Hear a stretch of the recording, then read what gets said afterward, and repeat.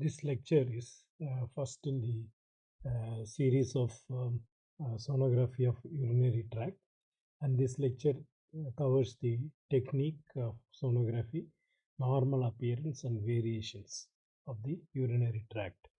This lecture will be dealt with under the headings of anatomy, technique of sonography, of scanning the various parts of the urinary tract, and which involves the position of the patient, the planes of sections, approach to particular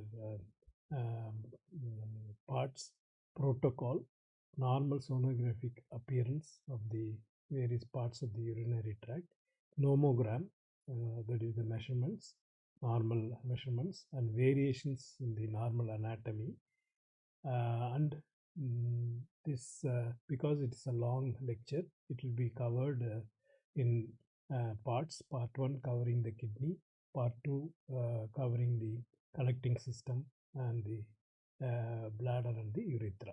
Would like to listen to this lecture, please log on to sonoshare.in. Thank you.